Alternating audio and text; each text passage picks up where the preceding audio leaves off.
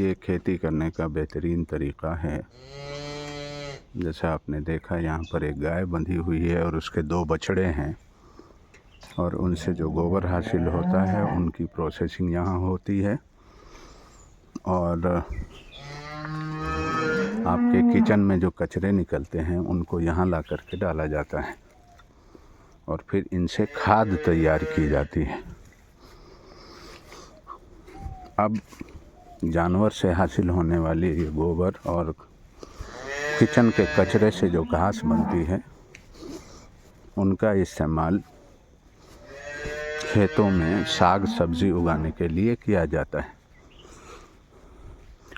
ज़माने क़दीम से खेती करने का यही तरीक़ा रहा है जिसमें किसी भी कीमियावी मादे या केमिकल्स का इस्तेमाल नहीं होता है।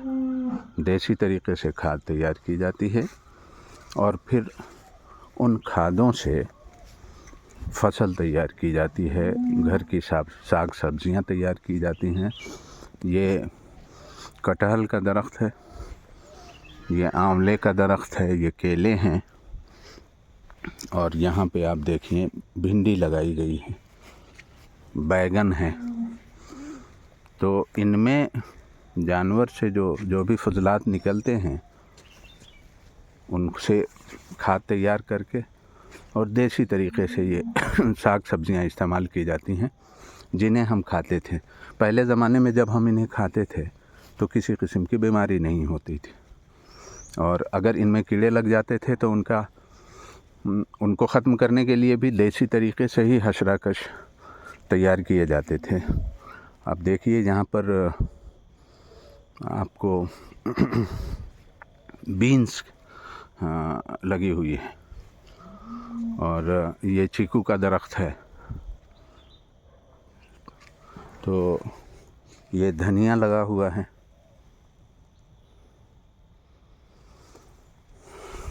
आगे जाएंगे तो इसको अरंडी कहते हैं, अरंडी का तेल निकाला जाता है।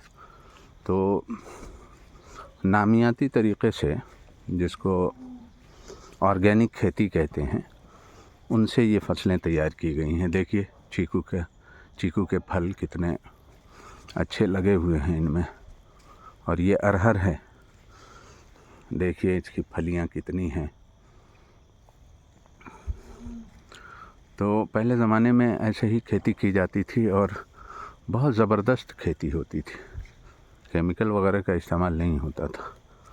तो इससे जो खाना तैयार होता था, साग सब्ज़ी फल फूल, तो वो किसी किस्म का नुकसान नहीं करता था। तो इंसान सेहतमंद रहता था, लंबी उम्र पाता था। लेकिन आजकल ज़्यादातर अनाज में केमिकल्स का इस्तेमाल होने लगा है जिससे बीमारियां बढ़ रही हैं। अगर इंसान वही पुराने तरीक़े को अगर दोबारा इस्तेमाल करना शुरू कर दे तो शायद हमें बीमारियों से निजात मिले।